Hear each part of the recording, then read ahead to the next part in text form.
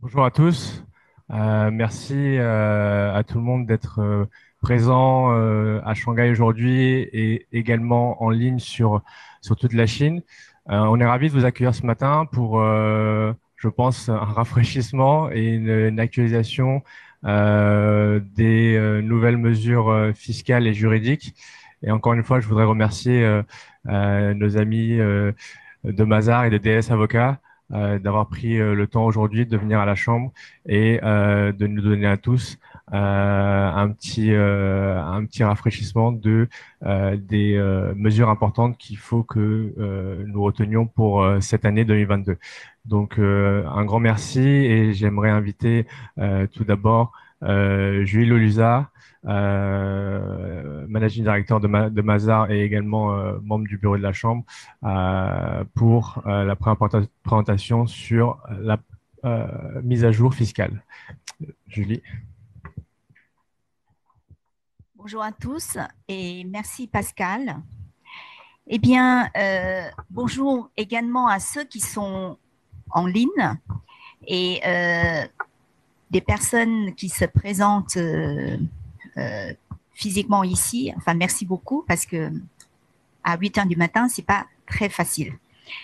Bon, on va peut-être commencer en ce qui concerne la mise à jour fiscale. La mise à jour fiscale, nous allons parler de deux grands sujets ce matin. La première porte sur l'impôt sur les sociétés et le deuxième sujet porte l'impôt sur les personnes, donc l'impôt sur les revenus d'impôt sur les personnes. Par contre, ce que nous avons choisi ici, ce sont les sujets qui pourraient impacter les sociétés étrangères ou alors des personnes de travailleurs étrangers. Ça ne veut pas dire qu'en fait c'est exhaustive. Nous avons évidemment choisi des thèmes qui pourraient avoir des impacts plus importants et ou alors des changements importants qui sont intervenus depuis la fin de l'année 2021 jusqu'à présent. Donc, nous allons d'abord parler de l'impôt sur les sociétés. Toutes les sociétés sont en train, si vous voulez, avant le 31 mai, de faire ce qu'on appelle la liquidation d'impôts. Cette année, il y a une nouvelle réglementation qui est intervenue, qui disent que, parce que tous les trimestres, quand vous payez des acomptes sur les impôts, lorsqu'il y a un trop perçu, c'est-à-dire à la fin d'année, vous apercevez que vous avez trop payé, eh bien, le trop payé, d'habitude, on pourrait les déduire sur le premier trimestre de l'année suivante. Exemple, par exemple, je paye des impôts tous les trimestres en 2021. Lorsque je me suis aperçue qu'en fait, que ma société avait un trop payé, eh bien, je pourrais déduire automatiquement sur la déclaration d'impôt sur les sociétés du premier trimestre 2022, en avril. D'accord? Eh bien, ce n'est plus possible cette année. Ce n'est plus possible cette année. Qu'est-ce qu'il faut faire? Lorsque vous avez un trop payé, eh bien, il faut attendre ce qu'on appelle la liquidation d'impôts, soit fin avril, soit fin mai, et demander le remboursement en espèces. On ne peut plus faire la déduction sur les avances de l'année suivante. Okay? Donc ça, c'est très important. Et c'est une année calendaire, c'est-à-dire que, par exemple, le trop perçu de 2021, il faut que ce soit remboursé absolument avant le 31 décembre 2022, sinon ce sera perdu. Ok? Donc ça, c'est un point qui me semble important. Ensuite, nous allons parler de la déduction supplémentaire sur les frais de recherche et développement. Alors, je voulais profiter de cette occasion pour faire un petit rappel. Les dépenses de recherche et développement a été introduit en Chine en 2008. Et à l'époque, ces frais de recherche et développement, on peut les déduire avec 50% supplémentaires. Ce qui signifie, par exemple, vous avez des frais de dépenses de 100 RMB, vous pouvez en fait fiscalement déduire 150. OK? Et ensuite, le 1er janvier 2017 au 31 décembre 2019, cette déduction de 50% a été portée à 75%. C'est-à-dire qu'on peut déduire, au lieu de 150, à 175. Ensuite, à compter du 1er janvier 2018, et cette règle a été prorogée jusqu'au 31 décembre 2023, eh bien, on peut déduire toujours les frais de recherche et développement à l'auteur de 75% de plus. Ce qui veut dire qu'en fait, si on a 100, on pourrait déduire fiscalement 175. Donc, cette mesure a été prorogée jusqu'au 31 décembre 2023. Par contre, quelle est la nouveauté? La nouveauté, c'est que en fait, depuis le 1er janvier 2021, pour toutes les sociétés de production, manufacture, eh bien, le taux de déduction supplémentaire, il est porté à 100%. C'est-à-dire que si jamais j'ai des charges pour 100 kuai, et je pourrais déduire fiscalement à 200. Voilà. En fait, c'est ça. Par contre, pour les calculs, c'est beaucoup plus compliqué. On va voir les exemples. Nos clients nous demandent toujours ce que signifient les frais de recherche et développement. Quelle est la définition? Voilà. Alors, ici, on synthétise un petit peu, vous avez deux sortes de dépenses. Vous avez ce qu'on appelle les frais spécifiques à la recherche et développement et les autres dépenses qui ne sont pas forcément liées, qui sont liées, mais qui ne sont pas dans la liste des 5 natures de dépenses qui est listée ici. La première, par exemple, en ce qui concerne les dépenses spécifiques, vous avez des dépenses de personnel et des frais de prestation de services qui sont dédiés aux recherches et développement. Ensuite, vous avez des dépenses directes qui sont totalement directes, c'est-à-dire concernant les recherches et développement, et vous avez des dépréciations des instruments et des équipements qui sont utilisés dans les recherches et développement. Ensuite, des dépréciations des actifs intangibles déployés dans le cadre des recherches et développement. C'est quoi les actifs intangibles?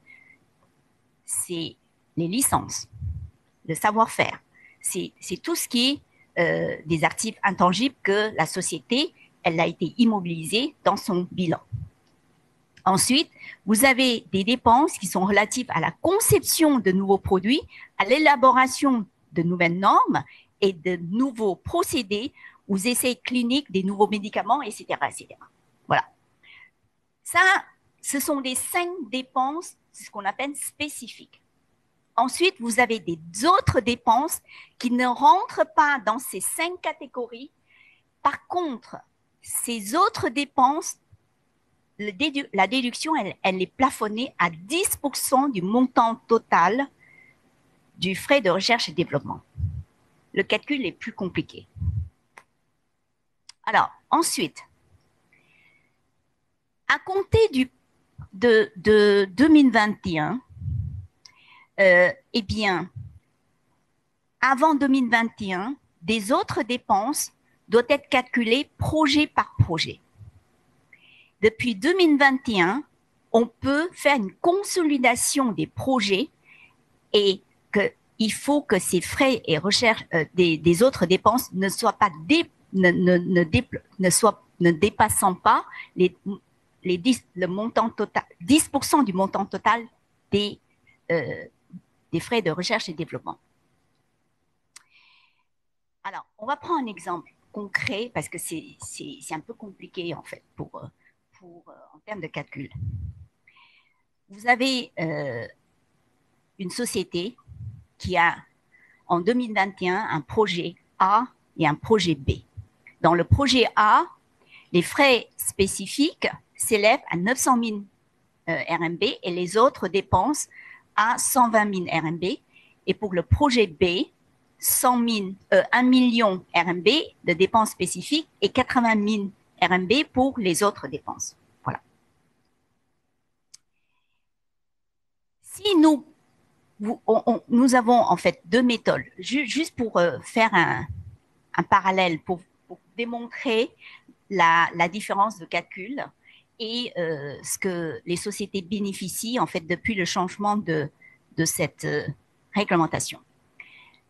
Dans la méthode 1, basée sur chaque projet, eh bien, le montant déductible, les autres dépenses du projet A devraient plafonner à 100 000 RMB, c'est-à-dire que les 900 000 qu'on pourrait multiplier par 100, enfin ici c'est 10 parce qu'on a pris et 1 moins 10, c'est-à-dire il faut que les spécifiques représentent 90% du montant total des projets. Et donc, ça, c'est le calcul, ce qui veut dire que la déductibilité des autres dépenses est plafonnée à 100 000 RMB. Comme nous avons 120 000, en fait, non, pardon, le montant, comme nous avons pour le projet A, 120 000, je crois, projet A, on a les autres dépenses 120 000, c'est ça. Donc, il faut choisir le montant le plus petit. Donc, il est plafonné pour le projet A à 100 000 RMB. Ça, c'était l'ancien calcul avant le 1er janvier 2021. Et pour le projet B, il est plafonné à 111 000 RMB comme le montant que nous avons dépensé est de 80 000, donc on peut déduire 80 000. Voilà. Or, ça veut dire qu'en fait, sur les deux, on a déduit un montant total de 180 000. Or, pour la deuxième méthode de calcul, c'est le calcul qui est appliqué à compter du 1er janvier 2021, on va en fait associer l'ensemble des projets spécifiques, c'est-à-dire 900 000 plus les 1 million, ce qui signifie qu'en fait, on pourra avoir droit à une déduction de 200 000 RMB. Et donc, c'est plutôt plus favorable selon la méthode qui est à compter du 1er janvier 2021. Voilà, la méthode 2. C'est la même méthode de calcul, sauf qu'on associe, on consolide des projets. En fait, c'est le même principe, c'est ce qu'on appelle la consolidation fiscale. C'est le même principe. Donc, ça, c'est les frais de recherche et développement. Ensuite, en ce qui concerne la définition, les critères des entreprises manufacturières, c'est premièrement, ce sont des entreprises ayant la manufacture comme la production, comme l'activité principale, et la proportion des revenus ne doit pas, il faut que ce soit supérieur à 50%. C'est-à-dire que la production, la revente de ces produits doit être supérieure à 50%. Ensuite, vous avez, c'est ce qu'on appelle, en fait, ils sont définis comme, vous avez des définitions qui sont classées selon la classification de l'industrie et de l'économie nationale.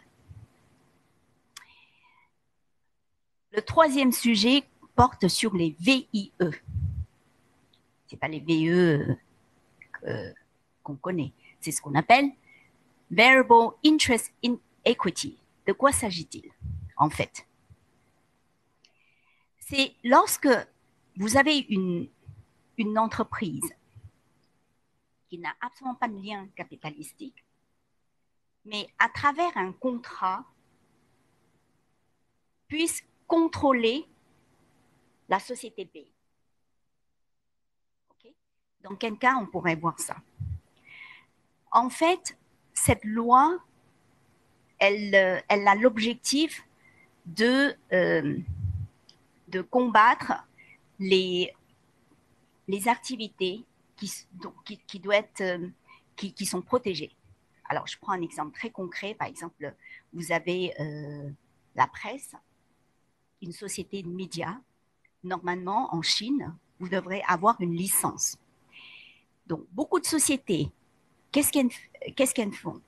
Eh bien, elles demandent, c'est-à-dire elles constituent une société. Cette société, elle est totalement chinoise, la société B. Elle-même, c'est la société A. Elle va passer un contrat avec la société B en disant toutes vos activités devront être passées par moi. 100%. En exclusivité.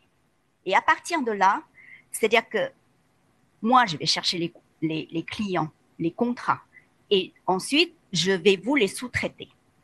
Et vous n'avez pas droit à avoir d'autres clients.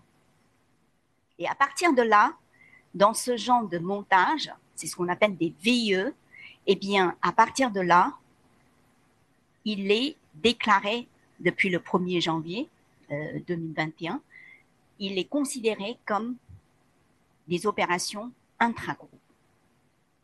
C'est-à-dire des transactions intra-groupes.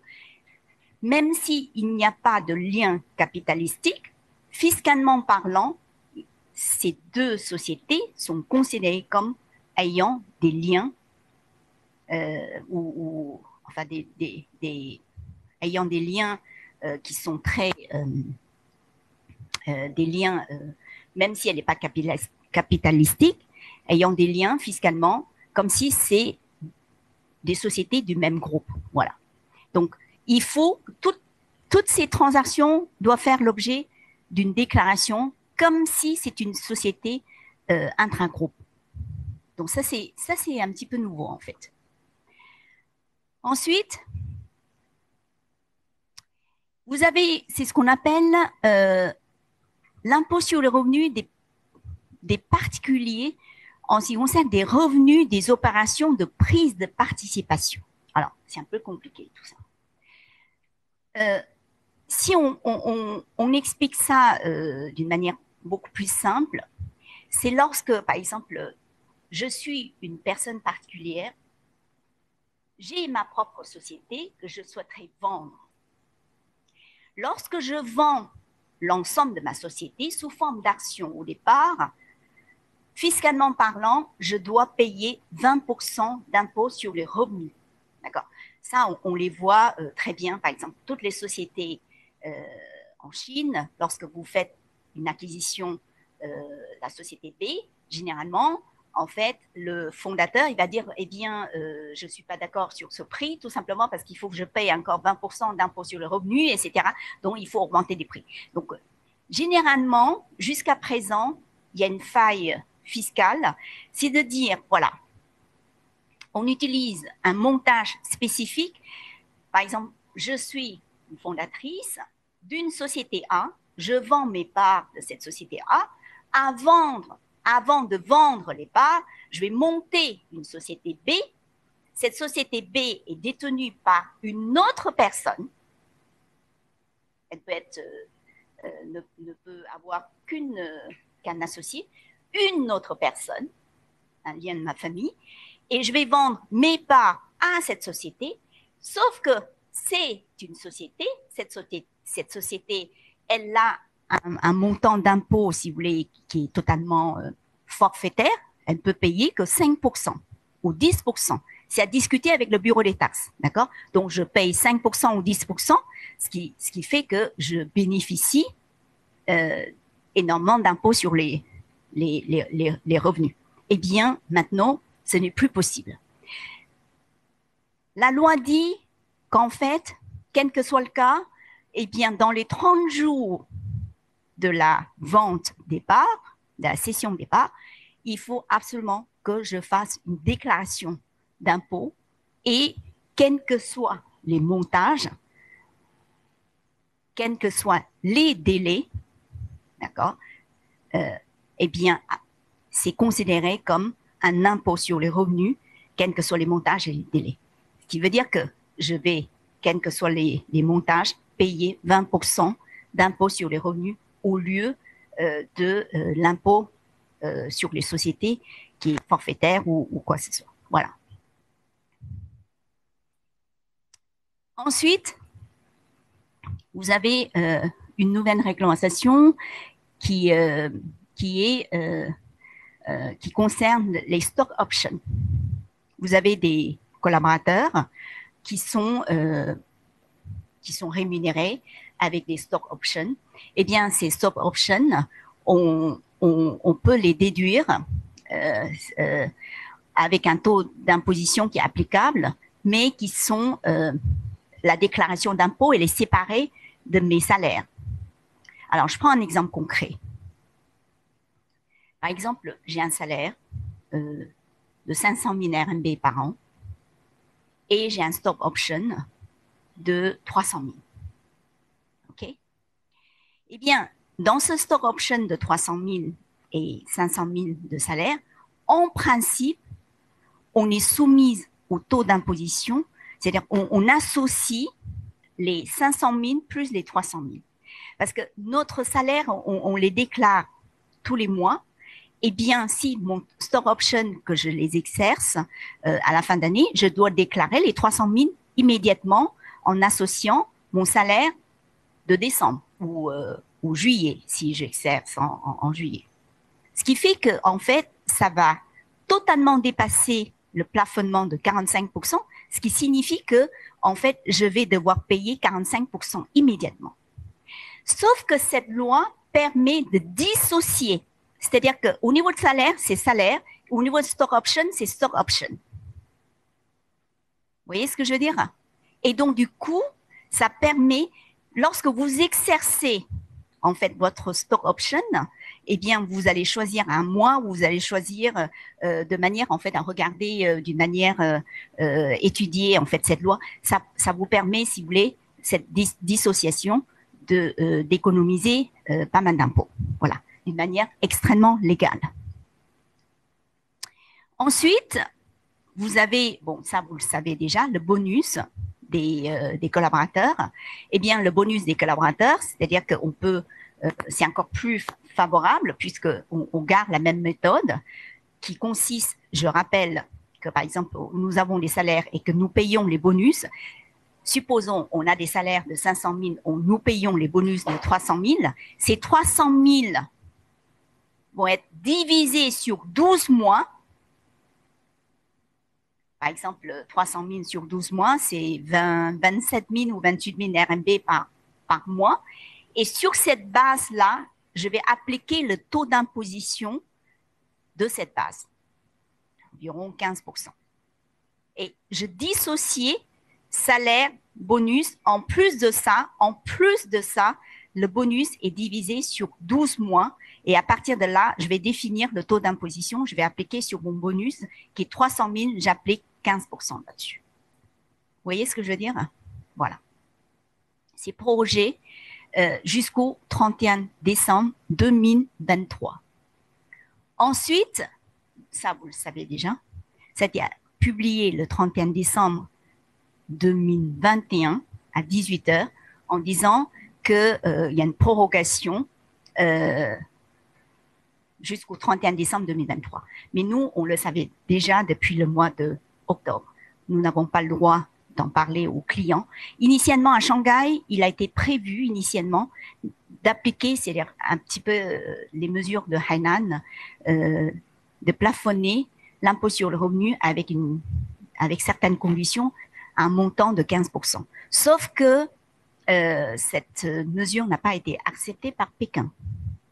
Et on le savait en septembre. Elle n'a pas été acceptée par Pékin et il a été, à partir de septembre, discuté la prolongation, en fait, la prorogation de la mesure actuelle jusqu'au 31 décembre 2023. Beaucoup de questions qui m'ont été posées en disant après 2023, qu'est-ce qu'on fait? Eh bien, si l'économie ne va pas très bien, je pense qu'on va avoir une autre prorogation. Eh bien, j'espère que l'économie ira mieux quand même. Ensuite, vous avez l'acquittement, les soldes d'impôts sur les revenus. En fait, beaucoup de personnes ne savaient pas que on doit faire, c'est ce qu'on appelle exactement l'impôt, comme l'impôt sur les sociétés, la liquidation des impôts. Vous le savez, quelqu'un le savait ou pas? Dites-moi. Vous savez, est-ce qu'il y a des personnes qui savent qu'il fallait faire cette liquidation d'impôt sur le revenu ou pas? Bien. Il n'y en a pas beaucoup, vous voyez. Je peux vous dire qu'en fait, en principe, nous avons l'obligation de faire cette liquidation d'impôt sur les revenus. Alors, comment ça se passe? D'habitude, tous les mois, lorsque vous travaillez dans une société, vous avez la retenue à la source. Une fois cette retenue à la source, à la fin d'année, vous ne faites rien. D'accord? Vous faites peut-être faire une déclaration, mais il n'y a rien à faire. Mais en réalité, il fallait faire une déclaration parce que à partir du moment que vos revenus des salaires dépassent 120 000 RMB par an. Sauf que, en fait, depuis quelques années, vous avez des déductions qui sont, par exemple, en particulier pour les salariés de nationalité chinoise, la déduction sur les loyers, la déduction sur l'éducation des enfants, la déductibilité sur la déduction sur loyer, l'éducation des enfants, aussi, par exemple, des parents en charge, etc., etc. Et à partir de là, il faut procéder à cette liquidation d'impôts, en fait. Et puis, vous avez aussi des revenus des intérêts. Vous avez, ou alors, vous pouvez déduire aussi des intérêts payés sur des emprunts, etc. Et donc, il faut le faire. Et c'est la même procédure. Et à partir de quel moment on peut être exempté de cette déclaration liquidative lorsque nous avons des revenus qui sont moins de 120 000 RMB ou alors des impôts à payer qui sont moins de 400 RMB. Voilà. Eh bien, je crois c'est tout. Je ne sais pas si vous avez des questions.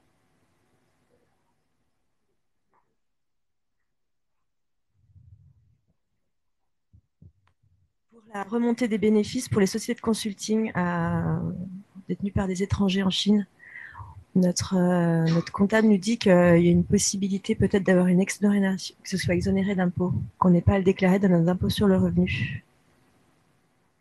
Alors, l'impôt sur les revenus des personnes. Oui. Donc, en fin d'année, en fait, pour quelqu'un qui aurait sa société de consulting ici, en fin d'année, il y a l'impôt sur les sociétés, bien entendu, sur l'impôt sur le profit. Et ensuite, le profit pourrait être... Les dividendes. Les dividendes, voilà, pourraient être remontés quand il s'agit d'un investisseur étranger. Oui, mais cet investisseur étranger, il s'agit d'une personne particulière ou alors une société particulière. Si c'est une personne particulière, nous pouvons, à certaines conditions, effectivement demander l'exemption de retenue à la source. Absolument. Quelles conditions? Eh bien, ça dépend le montant en fait des dividendes. Déjà, par exemple, la tranche de 120 000, c'est important. Et ensuite, parce que si vous voulez, ces dividendes, ça dépend des montages dans le contrat. Ces dividendes-ci qui ont été payés, eh bien, si c'est considéré comme si vous êtes résident ici, c'est-à-dire que la personne est résident ici, oui. Eh bien, il y a le montant déjà, et je crois c'est aussi ça dépend de la nature de l'activité du conseil. Je me souviens plus très bien, mais il y a quelques conditions. D'accord. Voilà. Et on peut effectivement demander des exemptions. Voilà. Merci.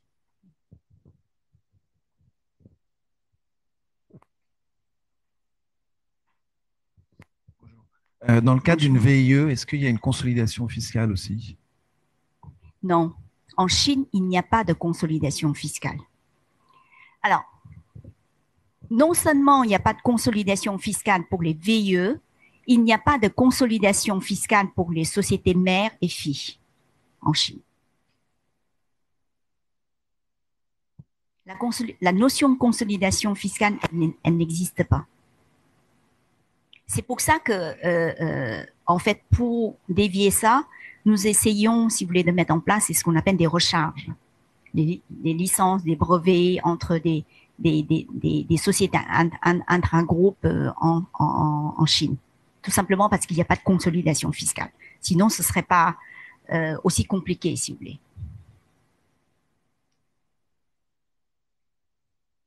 Alors, peut-être j'explique un petit peu la consolidation fiscale. C'est que lorsque, dans quel cas c'est intéressant, tout simplement une société A qui fait énormément de profit, une société B, elle vient d'être créée ou alors elle fait des pertes, eh bien, on associe en fait les profits de ces deux sociétés, profits et pertes de ces deux sociétés qui font que nous payons beaucoup moins d'impôts. Or, cette notion de consolidation fiscale n'existe pas du tout en Chine. Et elle n'est pas prête à les mettre en place. Voilà. Bonjour. Bonjour. Le slide sur la R&D. Oui. Est-ce qu'il faut le déclarer au début d'année? La R&D. Est-ce qu'il faut prévoir la R&D ou est-ce que on peut le faire en fin d'année? Eh bien, la R&D, en fait, en principe, elle est faite en fin d'année, c'est-à-dire au moment où on fait la liquidation d'impôt. Par contre, c'est-à-dire tous les mois, lorsque vous payez l'impôt sur vous payez des acomptes, il faut les tenir compte parce qu'avec les trop perçus, les trop payés, on n'a pas la possibilité de déduire sur l'acompte du premier trimestre de l'année suivante. Oui.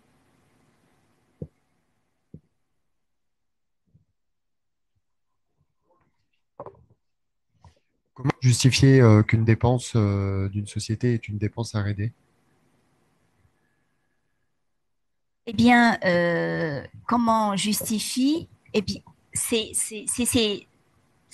là la définition pour savoir, par exemple, vous avez des dépenses du personnel, des salaires des collaborateurs qui sont totalement dédiés aux frais de recherche et de développement. Vous avez des prestations des services. Vous pouvez sous-traiter en fait une société pour certains services.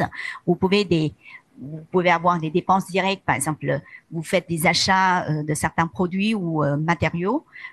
Vous avez aussi des instruments ou des équipements, des dépréciations, des amortissements en fait. Et vous avez aussi des amortissements des savoir-faire et ensuite la conception du nouveau produit, etc. Tout ce qui sont spécifiquement, ce sont des dépenses qui sont là, mais s'il n'y a pas de recherche et développement, nous n'aurons pas ces dépenses. Par contre, pour les autres dépenses, ça peut être, exemple, les loyers, mais qui sont dédiés en fait au laboratoire, par exemple. Vous voyez, ça peut être d'autres dépenses, mais qui ne rentrent pas dans ces dépenses spécifiques. Voilà.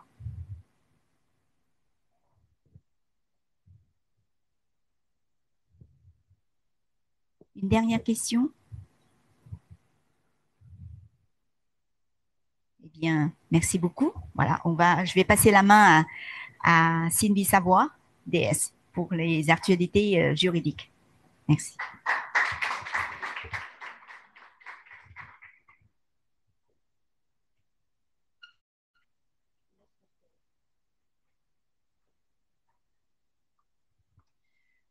Bonjour à tous. Alors, l'idée de la présentation des actualités juridiques, ce sont des fausses actualités. En fait, ce qu'on a essayé de faire, c'est de reprendre les divers problèmes qu'ont pu rencontrer nos clients en 2021 sur des réglementations, des nouveautés qui n'ont pas été vraiment prévues et qui sont un peu passées inaperçues et qui vont continuer à avoir des conséquences en 2022 et dans les années suivantes. Donc, ce ne sont pas vraiment des vraies actualités, mais plus des choses à savoir et à faire attention. Donc, on a préparé 3 parties, une partie sur le droit social, une partie sur les marchés publics, et puis un petit point avec 2 autres réglementations sur des points très particuliers. Alors, sur la partie droit social, le premier point qui est Alors qui n'est pas récent puisqu'il date, c'est une notion qui est apparue en juin 2020 au niveau de Pékin, avec une circulaire qui est sortie en juin 2020 avec un titre assez compliqué et qui ne veut pas dire grand-chose, l'avis concernant plusieurs questions relatives au règlement des cotisations sociales par les sociétés de détachement de main-d'œuvre et les sociétés de services en ressources humaines à l'assurance sociale. Alors, quand on lit ça, on ne sait absolument pas ce que ça veut dire. Moi, la première, moi, quand j'ai vu cette réglementation, je me suis dit, oh, ça doit être passionnant.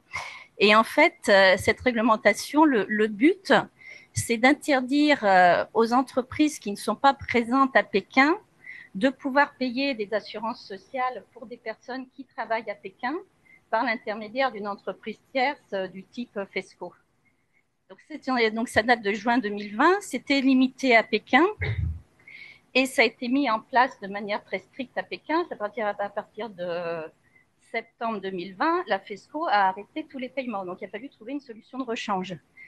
Alors après, vous allez me dire, bon, bah, c'est Pékin, c'est toujours plus compliqué à Pékin, certes, mais le problème qu'on voit, c'est que cette réglementation, elle commence à faire boule de neige. Alors, elle avait été précédée par une réglementation de la province du Guangdong qui date de 2019, mais qui jusqu'à présent n'est pas vraiment appliquée. En revanche, l'année dernière, on a vu des réglementations quasiment similaires à Hangzhou, à Xiamen, à Nanchang et à Suzhou, avec des règles quasiment identiques et des mises en place plus ou moins effectives. Donc, Hangzhou, il y a une période transitoire qui va s'arrêter l'année prochaine, pas cette année, en août 2022. Xiamen, qui n'est pas encore appliqué pour les personnes, les employés qui sont déjà présents, mais la FESCO refuse d'enregistrer tout nouveau employé. Nanchang, c'est en train de se mettre en place. Suzhou, c'est actuellement valable uniquement pour les cotisations accidents du travail, qui ne sont plus acceptées par les FESCO locales. Alors, les conséquences, elles sont de deux ordres. Les conséquences pour les employés, quand vous avez des employés sur le terrain, ils vont vous dire, moi, je veux payer mes charges sociales sur le terrain. Ça ne m'intéresse pas du tout de payer au niveau de la maison mère. Et pourquoi je veux payer sur le terrain? Parce qu'en payant sur le terrain, j'ai le droit, ça va me donner le droit d'obtenir un permis de résidence locale, ça va me donner droit à terme d'obtenir un RUCO local, ça me permet d'aller à l'hôpital facilement, de me faire rembourser mes frais médicaux, ça me permet d'acheter un appartement, d'acheter une voiture, de mettre mes enfants dans les écoles publiques. Donc, c'est quand même toutes des choses qui sont particulièrement importantes pour la vie quotidienne. Alors, il y a aussi une différence avec les employés qui ont le RUCO local de l'endroit où ils travaillent, ceux qui n'ont pas le RUCO local. Et le point commun, c'est quel que soit le lieu du RUCO, le lieu où vous payez les charges sociales va avoir un impact direct sur votre lieu de départ à la retraite, le plafond de cotisation des charges sociales, le montant de la retraite, le montant des remboursements des frais médicaux et la possibilité d'utiliser le fonds de logement pour acheter un appartement. Donc, généralement, vous avez les employés qui vous disent « moi, je paye localement » et vous trouvez une solution. Le risque pour les employeurs de ce type de solution, le premier risque, c'est que c'est interdit par la loi. Bon, la loi dit très bien, quand vous avez une entreprise à Shanghai, vous payez les charges sociales de vos employés à Shanghai et on se moque de leur travail à Pékin, à Canton ou à Xiamen. Le deuxième risque, c'est qu'il va falloir, en cas de problème, il faut un faux contrat de travail avec l'entreprise qui porte l'employé localement. Et faux contrat de travail, si vous avez votre employé qui est sur un site qui a un accident du travail, ou ce qui arrive quand même fréquemment, qu'il y a une employée qui part en congé maternité, pour pouvoir bénéficier des assurances, il va falloir qu'elle prouve qu'elle est bien salariée de la FESCO locale et pas de votre entreprise. Et pour faire ça, c'est un faux contrat de travail qui est donné aux caisses d'assurance sociale. Alors, à court terme, qu'est-ce qu'on peut faire pour essayer de trouver une solution? Alors, il y a trois solutions à court terme. C'est déjà se préparer parce que quand je vous dis boule de neige, je pense que c'est en train de faire boule de neige et ça peut continuer à terme. Ça devrait être sur toute la Chine. Donc, c'est se préparer. Quand vous avez des employés qui sont sur un site où vous n'êtes pas présent, privilégier de recruter des gens qui ont des RUCO locaux, puisqu'ils sont beaucoup moins impactés par ce sujet. Vous pouvez aussi tenter de leur dire, dès le moment où ils arrivent, écoutez, désolé, vous travaillez à Hangzhou, mais vous allez payer vos charges sociales à Shanghai. Bon, ça risque de compliquer le recrutement, mais vous pouvez tenter. Prévoir aussi dans le contrat de travail ou dans le règlement intérieur qu'il y a des dispositions pour payer les charges sociales localement, mais que c'est quelque chose qui peut évoluer et qui peut être modifié. Donc, informer tous les nouveaux employés dès le début, attention, c'est provisoire, ça peut bouger. Les deux autres solutions, alors il y a la solution qui est ce qu'on appelle l'externalisation de la main-d'œuvre. L'externalisation de la main-d'œuvre, ça veut dire, je trouve une société tierce, alors FESCO ou autre, qui embauche mes salariés, donc qui va signer un contrat de travail avec eux, donc ils vont être salariés de cette société, et qui va vous les envoyer dans votre société à vous pour rendre des prestations de services. Donc là, dans ce système-là, les employés ne sont plus vos salariés, mais les salariés d'une autre entreprise. Donc l'inconvénient majeur, c'est que ça vous coûte très cher et que surtout, vous ne fidélisez pas vos employés, ils sont vraiment les employés de quelqu'un d'autre. La dernière solution, c'est à nouveau recourir à une société d'intérim. Donc, la FESCO, c'est souvent la FESCO, qui recrute les employés et qui va vous les détacher au sein de votre entreprise. Alors ça, c'est une solution qui est beaucoup pratiquée, mais qui est soumise juridiquement à des restrictions assez importantes, puisque les employés détachés ne doivent pas dépasser 10% de la masse salariale, et ce sont une solution qui ne peut être utilisée que pour des postes temporaires, auxiliaires ou remplacements. Donc, généralement, on n'est pas du tout dans ce cadre-là. Ce qui a été fait à Pékin, qui est toujours plus strict, de toute façon, à Pékin, la solution 2, externalisation, la solution 3, recours à une société d'intérim est interdite. C'est clairement, ça a été dit, c'est non, vous ne pouvez pas faire ça. En revanche, ce qu'on voit, c'est par exemple à Hangzhou qui a mis en place le système, Hangzhou, pour le moment, autorise la société d'intérim. Alors, à long terme, il n'y a pas beaucoup de solutions. C'est la solution qui marche à 100%. Vous enregistrez dans chaque ville où vous avez des employés, vous enregistrez une succursale ou une filiale. Bon, je vois que ça vous fait rire, mais oui, ça coûte cher, c'est compliqué à gérer, mais c'est vrai que ça marche juridiquement. La deuxième solution, c'est de dire vous payez les charges sociales des employés là où vous êtes enregistrés. Et là, ce que vous allez avoir, c'est vous allez perdre des employés qui ne vont pas rester. Donc, il n'y a pas de bonne solution. Alors, ce que nous, on a préconisé à des clients qui ont un peu des employés un peu partout sur toute la Chine, c'est de se dire, là où il y a plusieurs employés, où vous avez un pôle de 5-6 employés, peut-être faire une petite succursale. Parce que oui, il y a un coût de constitution, il y a un coût de gestion, mais bon, ça s'équilibre parce que passer par une solution tierce, de toute façon, ça pose problème. Après, c'est vrai, si vous avez un employé dans chaque ville, vous ne pouvez pas avoir une succursale de partout.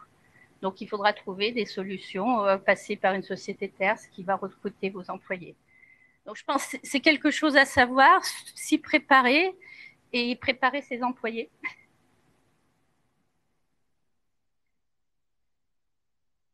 Le deuxième point, il est sur les changements qui ont eu lieu l'année dernière sur tout ce qui est congé maternité, paternité et affaires familiales.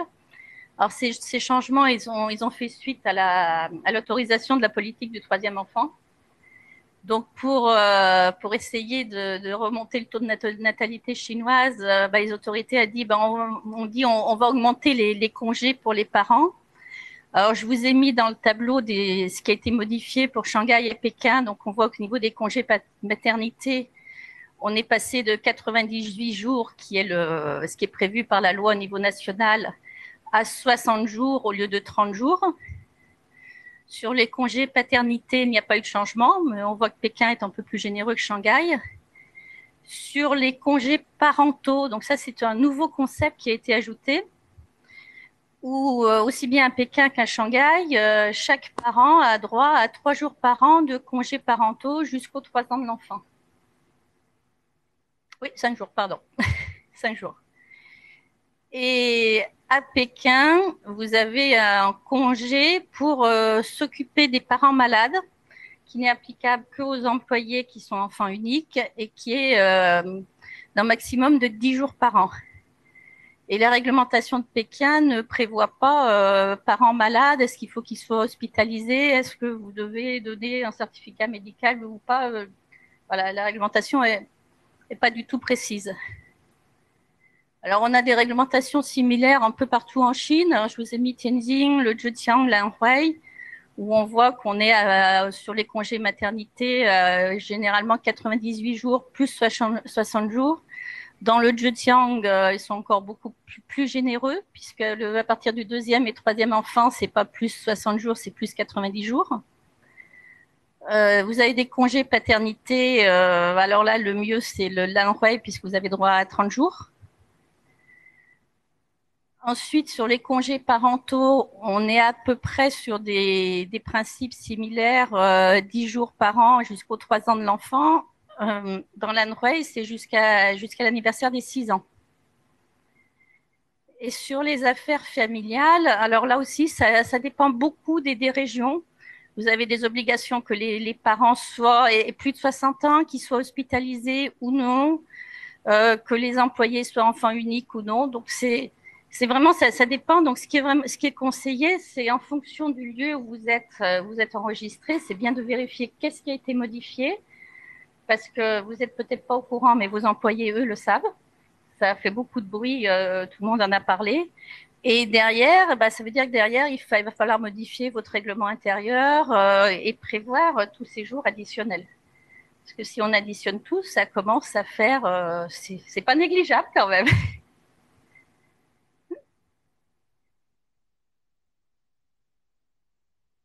Alors, un sujet qui est plus pour les étrangers, je vois que le public de Shanghai est sensibilisé. Alors moi, je suis de Pékin, donc pour moi, ce n'est pas un sujet, puisque nous payons les charges sociales depuis toujours, voilà. Donc à Shanghai, vous aviez une réglementation qui datait de 2009, au moment où c'est devenu obligatoire au niveau national, et qui prévoyait une exonération provisoire du paiement des charges sociales jusqu'au 15 août 2021.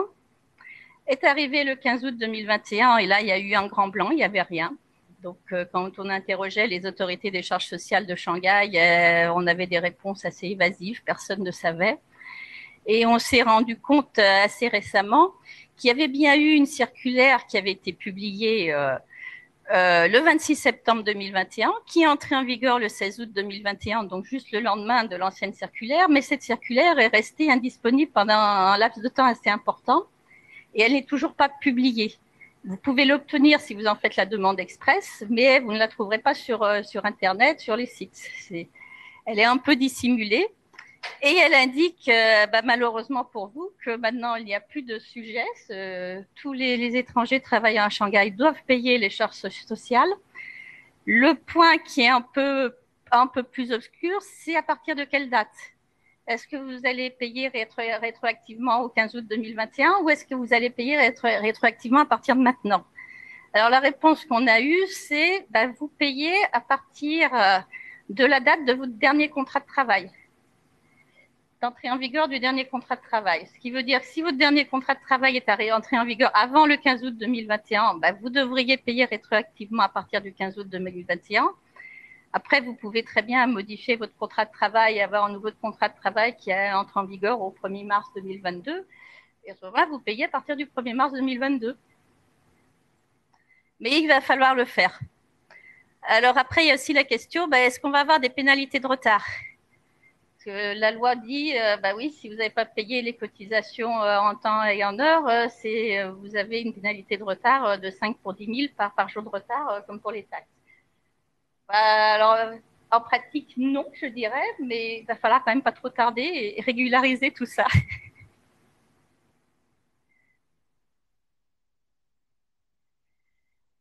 Est-ce que vous avez des questions sur la partie droit social?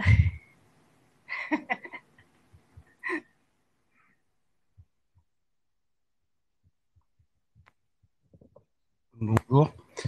Je voudrais savoir où exactement à Shanghai on peut payer ses droits sociaux, etc. Parce que moi, je suis avec FESCO. Chaque mois, je leur demande quelles sont les assurances retraite, tout ça que je dois payer. À chaque fois, ils me disent qu'on n'a rien eu à part du bureau du travail, etc. social. Donc, ma question, c'est de savoir où on peut payer et combien on doit payer. Parce qu'il n'y a rien, aucun mode de calculatoire ou quoi que ce soit. Voilà. Alors combien c'est facile? Oui, oui, je pense que c'est un peu partout. Le problème, il est là. Alors combien c'est facile? Parce que combien c'est le barème qui est applicable aux Chinois, donc avec les mêmes assurances sociales que les Chinois, le même plafond. La seule différence, c'est que vous ne payez pas le fonds de logement. La différence aussi, c'est que lorsque vous quittez la Chine, vous pouvez récupérer, parce que quand vous contribuez aux charges sociales, vous avez une partie qui est payée par l'employeur, normalement une partie qui est payée par l'employé, et les cotisations employées à la retraite et à l'assurance médicale peuvent être récupérées au moment où vous allez quitter la Chine. Et après, pour répondre à votre question, comment je paye? Eh bien, pour le moment, c'est effectivement la FESCO ne sait pas parce que les bureaux du travail, les caisses d'assurance sociale n'ont pas encore donné les instructions. Alors nous-mêmes, on a essayé de payer pour nos personnes qui sont à Shanghai. Je crois qu'on n'y est toujours pas arrivé, mais ça va arriver. On n'est plus là sur une zone grise où il y avait une exception. On a vraiment une réglementation qui dit il faut payer. Donc souvent en Chine, il faut le temps entre le moment où la décision sort et où elle est pratiquement réalisable. Et c'est aussi pour ça que je pense qu'il n'y aura pas de pénalité de retard, parce qu'on ne peut pas vous faire payer des pénalités de retard alors que vous n'êtes pas capable de payer.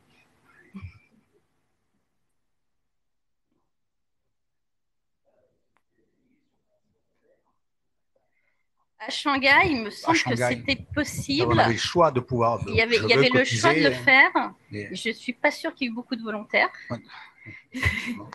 Mais il me semble qu'il y avait le choix, oui. Après, c'était toujours le problème, comment je peux techniquement payer? Parce que payer, ça veut dire aussi, ça vous donne droit à une carte d'assuré sociale et derrière, il y a toute une machine qui doit se mettre en place et si elle n'est pas encore en place, vous payez, le système ne fonctionne pas.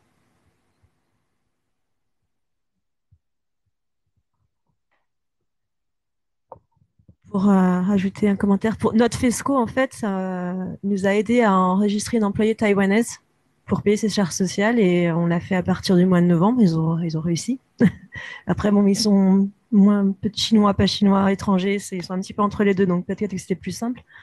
Ils nous ont conseillé de changer, de refaire un contrat de travail pour éviter la rétroactivité. Donc, on a plusieurs sociétés, on a simplement changé de société.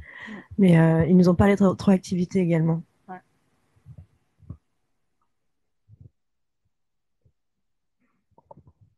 Une autre question sur les charges.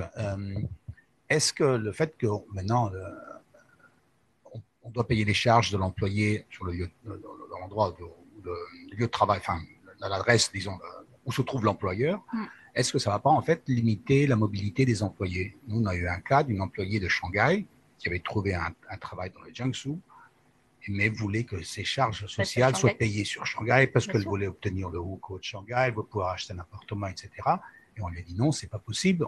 Si vous venez à travailler chez nous, il faudra suivre la réglementation locale.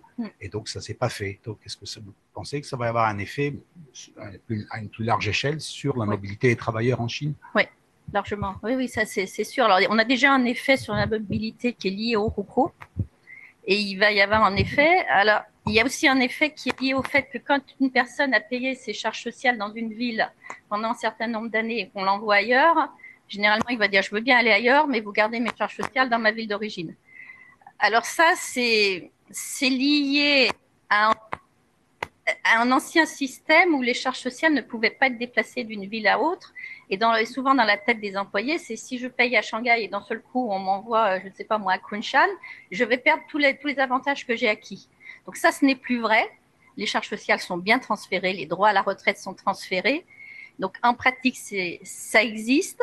Ça s'est mis en place, c'est pas encore 100% vraiment fonctionnel, mais c'est quelque chose qui à très court terme va fonctionner normalement. Donc là, sur ce point-là, le transfert des charges sociales d'une région à une autre, il faut rassurer les employés, leur demander eux-mêmes de vérifier sur les réseaux sociaux, ils verront que c'est des choses qui fonctionnent. En revanche, c'est vrai de partir dans une autre région, ça veut dire qu'ils vont perdre la possibilité, s'ils étaient à Shanghai, vous payez leurs charges sociales ailleurs, ils vont plus pouvoir acheter un appartement à Shanghai, acheter une voiture, envoyer les enfants à l'école. Donc là, c'est sûr, il y a un vrai frein. Et il n'y a pas de solution. Et vraiment, la solution, c'est d'envoyer, c'est le RUCO local. La personne qui a le RUCO local est beaucoup moins impactée. Et d'ailleurs, il va avoir beaucoup moins de demandes parce que comme il a déjà son RUCO, il a droit à tous les avantages qui sont liés. Donc, vous l'envoyez ailleurs, ça ne va pas trop le gêner. Alors moi, j'ai juste une petite question. C'était par curiosité sur le slide congés parentaux. Qu'est-ce que vous appelez une naissance conforme à la loi? Ah, Juste là, c'est là. Ah bah alors, nous sommes en Chine. C'est déjà, si vous n'êtes pas marié, ce n'est pas conforme à la loi. Voilà. Il y a des âges aussi. Il y a un âge minimum pour pouvoir être parent. Alors, je sais plus, Julie, si tu sais Non, minimum. Je ne sais plus si c'est dit, si c'est 22 pour les femmes et 21, 22 pour les femmes. Voilà. Donc, surtout, le mariage est le premier point. Alors, il y a beaucoup de polémiques d'ailleurs sur est-ce qu'un enfant né hors mariage est né conformément à la loi ou pas. Pour le moment, non.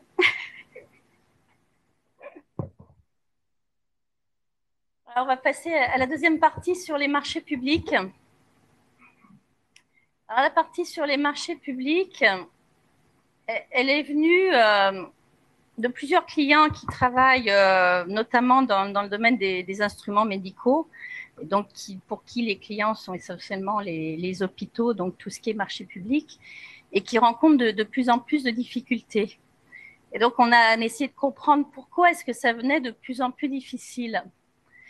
Alors, je vous ai mis la définition des marchés publics qui est classique et qu'on retrouve dans la loi chinoise sur les marchés publics. C'est un marché public, c'est tout ce qui ça vise, tout ce qui a des achats utilisant les fonds publics effectués par les acteurs publics, tels que les organes de l'État à tous les niveaux, les institutions, les autres organisations publiques.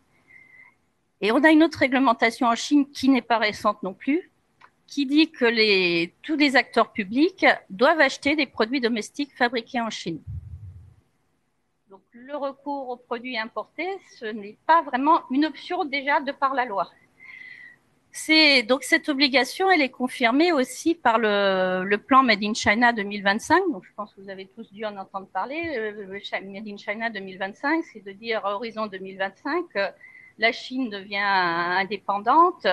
Elle est plus l'usine du monde, mais elle est une grande puissance industrielle. Made in China 2025, il y a 10 domaines d'activité clés qui ont été cités. Et un des objectifs, c'est horizon 2025, 70% des composants clés des équipements sont fabrication chinoise. Donc tout va dans le sens de dire importation, non. Alors la loi donne quand même heureusement une possibilité de dire vous devez acheter des produits domestiques chinois, mais si vraiment vous ne pouvez pas, vous avez le droit d'avoir recours à des produits importés à deux conditions. Un, ces produits ne sont pas disponibles en Chine, ou alors ils ne sont à des conditions commerciales qui ne sont pas raisonnables, donc trop chères, ou éventuellement pas de bonne qualité, mais ce n'est pas indiqué dans la loi. Ou alors, si la loi prévoit clairement que vous avez le droit d'acheter des équipements importés.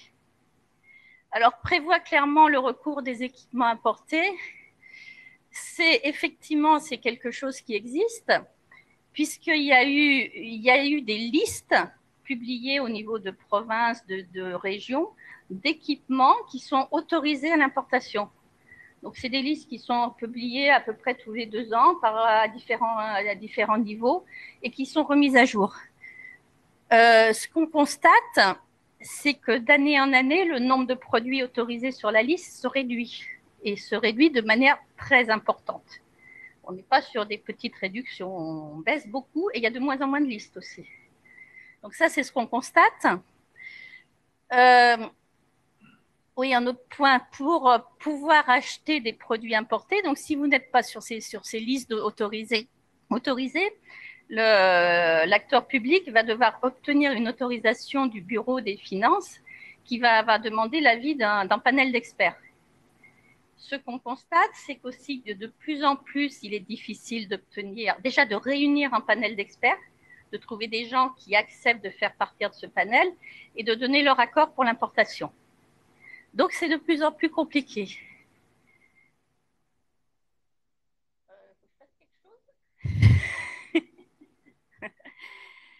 Ce qui s'est passé aussi l'année dernière, donc le 14 mai 2021, il y a une circulaire interne qui a été publiée. Donc interne, je redis bien, c'est comme tout à l'heure sur les... C'est une circulaire non accessible au public, non disponible en ligne, qui est destinée à un usage interne entre les administrations. Donc celle-ci, elle a été publiée, elle était destinée au bureau des finances locaux, donc tous les bureaux des finances dans toutes les régions, donc ceux qui sont en charge de la réunion du panel d'experts. Et dans cette liste, donc, qui est indicative, qui est là pour donner des recommandations, vous avez, la liste, elle fait une quarantaine de pages, hein. Vous avez 315 grandes catégories d'équipements réparties en 41 divisions. Et sur les 41 divisions, je dirais, il y a un gros tiers qui est sur le médical et qui précise pour chaque équipement les proportions recommandées d'importation d'équipements. Donc, ce qui veut dire que derrière, que le bureau des finances va dire, je dois donner mon accord pour importer tel équipement. Qu'est-ce qui est recommandé au niveau national? Est-ce que j'ai le droit de dire oui ou est-ce qu'il vaut mieux que je dise non? Et quand on regarde la liste, alors on a, dans 70% des cas, c'est non, vous n'avez pas le droit d'importer. Vous devez avoir recours qu'à des produits chinois.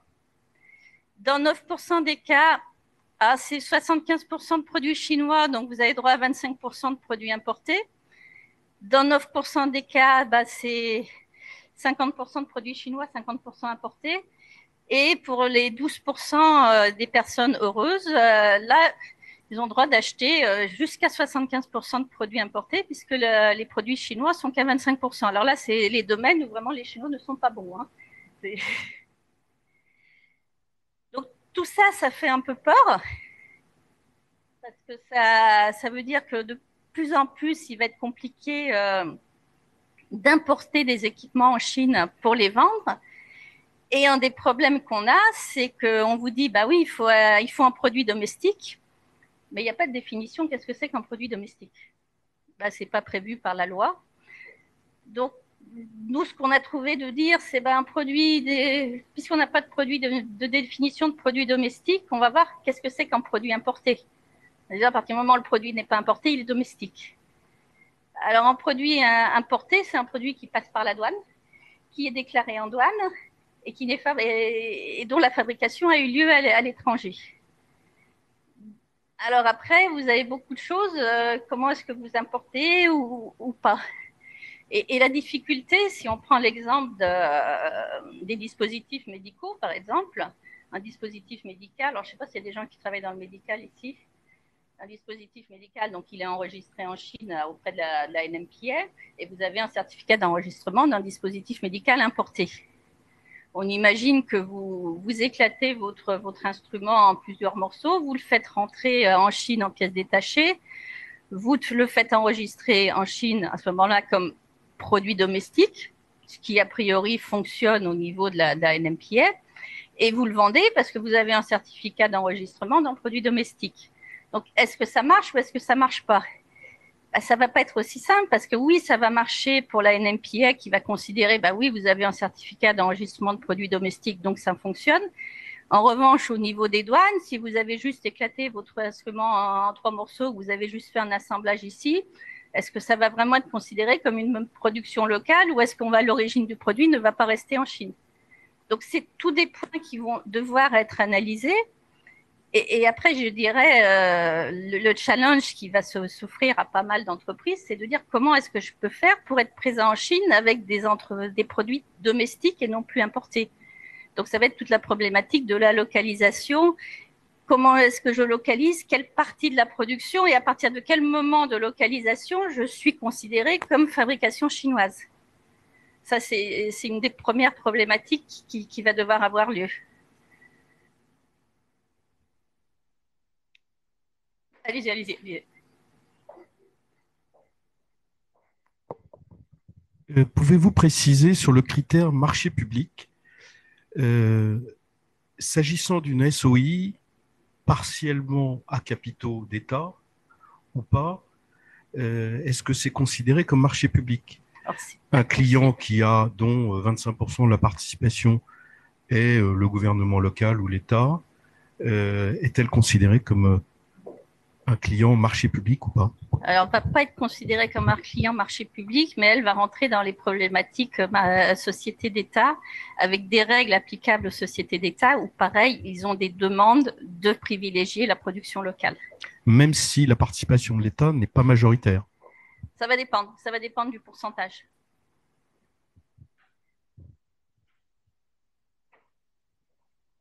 Ce qu'il faut aussi savoir, c'est que les lois chinoises, plusieurs lois indiquent qu'un produit qui est fabriqué en Chine par une société à capitaux 100% chinois et un produit fabriqué en Chine par une société à capitaux mixtes, une JV ou une WOFI, doit être traité de la même façon et bénéficie des mêmes conditions d'accès au marché public.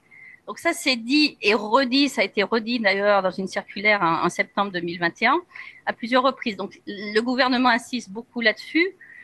Alors, s'il y a besoin d'insister autant, c'est qu'on peut supposer que ce n'est pas vraiment la réalité.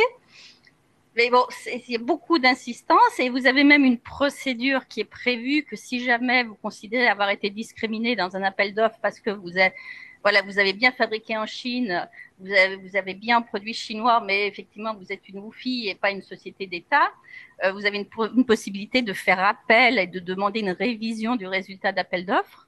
Donc, on a vérifié, il y a effectivement des WOFI qui l'ont fait, il y en a qui ont gagné, donc c'est quelque chose qui marche.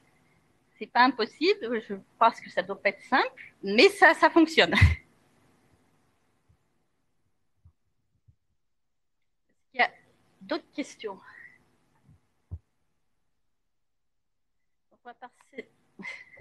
On va passer au dernier point. Voilà. Alors, dernier point, en fait, j'ai fait 2 points qui vont être assez rapides. Le premier est sur la nouvelle loi sur la sécurité de la production qui a été amendée en juin 2021 et qui est entrée en vigueur au 1er septembre dernier et dont l'objectif est vraiment d'améliorer la protection, la prévention des risques en matière d'accidents du travail et surtout de renforcer les sanctions en cas de violation. Donc, les principaux changements, c'est que auparavant, vous aviez un responsable sécurité, le responsable principal de la société. Donc, en cas de problème, c'était lui qui était responsable de tout. Maintenant, les responsabilités sont éclatées entre tous les intervenants. Donc, vous devez avoir vos propres aides de sécurité, vos propres process. Et s'il y a violation, ce n'est pas forcément le responsable principal qui va être considéré comme responsable. Ça pourrait très bien être l'ouvrier qui n'a pas respecté le process. Donc, derrière, ça veut dire qu'il va falloir vérifier tous les process de fabrication, les demandes, les procédures de sécurité et voir si vous êtes bien en conformité avec la règle. Et c'est important parce qu'il y a de plus en plus de contrôles. Et surtout, les sanctions ont été largement réévaluées. Parce que auparavant, en cas d'accident grave, on était sur un plafond de 20 millions, on est passé à 100 millions. Et les amendes en plus, donc c'est des sanctions à 2 niveaux, une sur l'entreprise, une autre sur les personnes physiques qui sont considérées comme responsables. Où là aussi, on a eu une augmentation importante des sanctions sur les personnes avec, dans certains cas, un maximum, une amende qui correspond à 1 an de revenu annuel. Donc, c'est des choses assez sérieuses. On pourrait y passer des heures. Mais je pense que, vraiment, ceux qui ont une usine, regardez ce que vous avez fait, regardez les nouvelles dispositions de la loi et vérifiez que vous avez bien un responsable de sécurité, que tous les process ont été mis en place et que les employés sont formés et sont informés. Et le dernier point, il est sur ce qu'on appelle le MLPS, donc le Multilevel Protection Scheme. Alors, je pense que vous avez tous entendu parler de la loi sur la cybersécurité, la loi sur la protection des données personnelles. Donc ça a été discuté, présenté. Il y a un petit aspect qui est un peu caché, alors qui lui non plus, je vous ai dit, on ne parle pas d'actualité, on parle d'une obligation qui date de 2007. Donc ça fait quand même un certain nombre de temps. je ne suis pas sûre qu'il y en a beaucoup parmi vous qui l'ont vu à cette époque-là, qui a été remis au goût du jour en 2017 par la loi sur la cybersécurité et qui prévoit deux niveaux. Vous avez un niveau interne où vous devez assurer la sécurité de votre propre système informatique.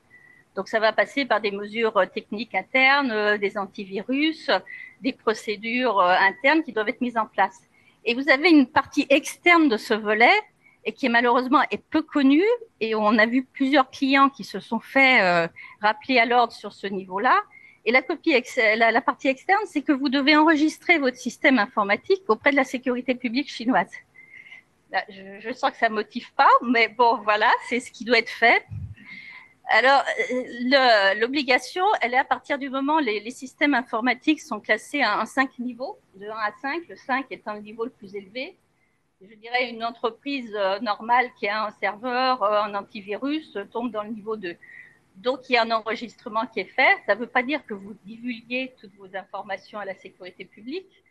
Maintenant, bon, de toute façon, s'ils veulent avoir accès à ce que vous faites, ils pourront toujours le faire. Mais vous avez cet enregistrement à faire qui, généralement, c'est quand même assez technique. Donc, c'est passé, ça se fait généralement avec l'aide d'un agent extérieur qui est évidemment proposé gentiment parmi une liste d'agents accrédités par la sécurité publique. Vous pouvez voir avec eux, ils vont vous aider à faire l'enregistrement.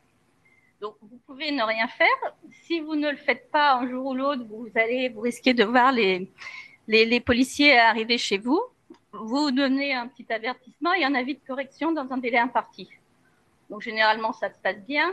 La difficulté, c'est que le délai de correction dans un délai imparti, il est relativement court et c'est quand même une procédure qui prend bien 3 à 6 mois pour finir la procédure. Donc, vous allez souvent pas avoir le temps de rectifier dans le délai imparti.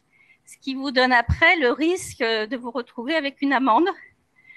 Alors, ce n'est pas non plus des montants énormes, mais bon, on parle des 10 000 à 100 000 yuan pour l'entreprise, 5 000 à 50 000 yuan pour le responsable direct.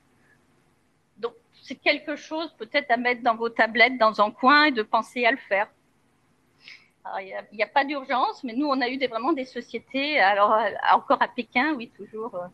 On est plus proche du gouvernement, il y avait les JO, donc notamment toutes les sociétés qui étaient fournisseurs des JO ont été contrôlées, celles qui n'étaient pas aux normes ont dû s'y mettre. Alors ça s'est bien passé, il n'y a pas eu d'amende, mais c'est quand même de la procédure à mettre en place.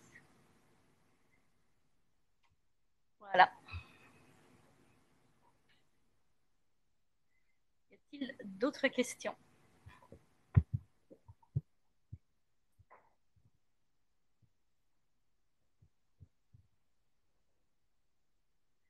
C'est que j'ai été très claire. Ou alors que tout le monde dort.